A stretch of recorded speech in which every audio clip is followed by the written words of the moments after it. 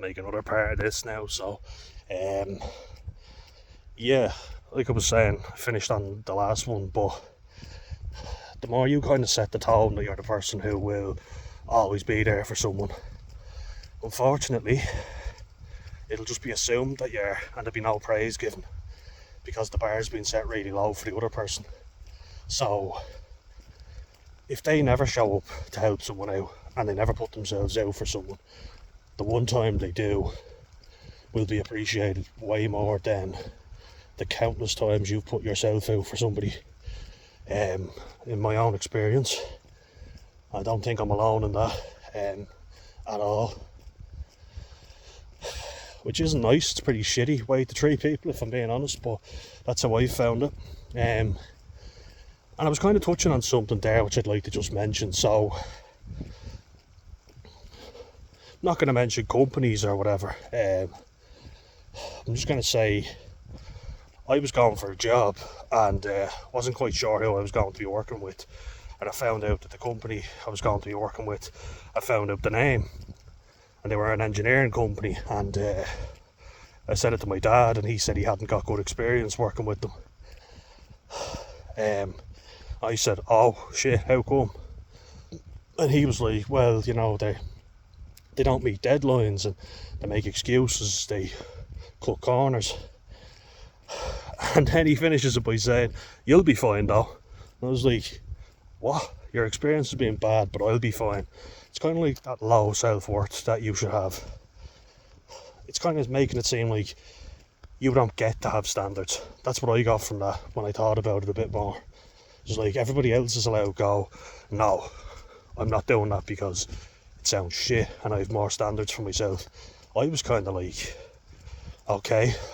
And you see that reinforcement where it's kind of like, got a bit of water just on my nose. A leaf landed on me as well.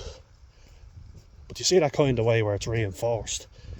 Like, you don't get to say that. You've got to do better. Doesn't matter if it's shit. Sorry, one sec.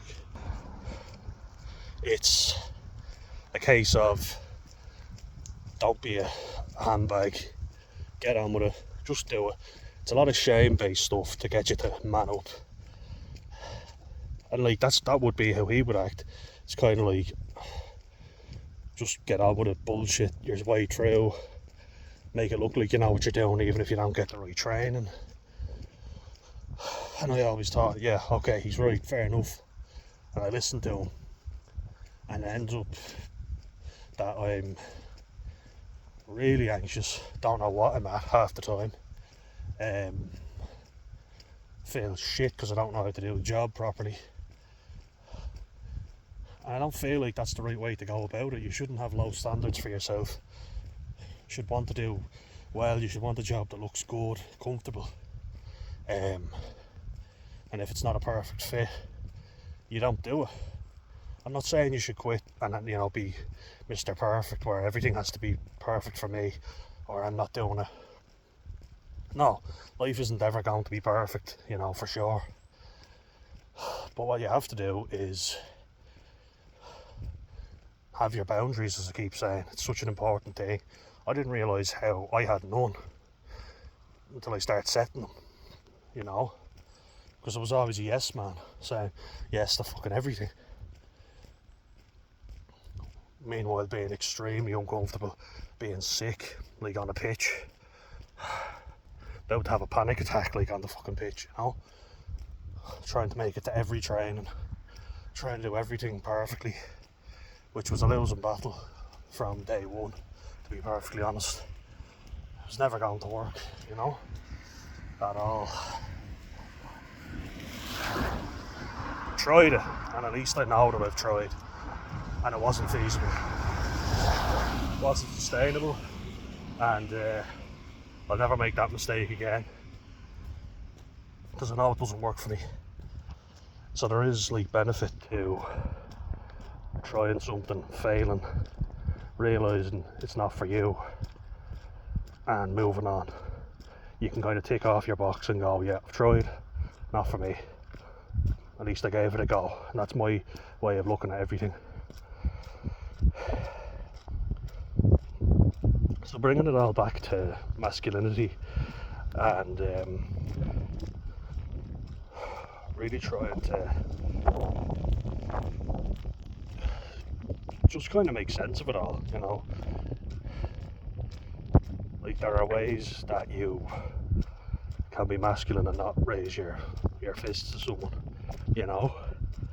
You can be assertive. You know, I don't appreciate this.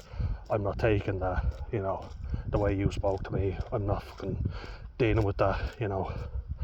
I'm not going to put up with that for any longer. You change your attitude, you know.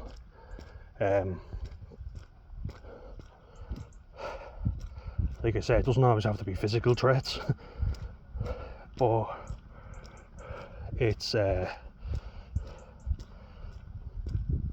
something where being a good person, looking after other people, you know, I think that's a masculine quality to have. Look out for other people. You don't just look out for numero uno. But in saying that, one thing I've learned is you don't have to fix everybody else's problems, right? Like, if a friend hasn't given you a reason to be loyal to them, so they're not loyal to you, do not put yourself out for that person, and don't feel bad about not doing it, you know, because I have friends who I've known for 8 years and I have friends that I've known for 2, and sometimes the lads who I've known for 2 are way more loyal and look out for me a hell of a lot more than the guy I've known for 8 years who'd run a mile if I was in a fight. They wouldn't help me out, and they've done that. Like I say, not mentioning names, but they expect me to look after them when it comes down to it. You know, when the odds were not in my favour, and if roles were reversed, they'd let me get my head kicked in. They didn't get their head kicked in because I kind of read the situation, and as a result they were fine in the end.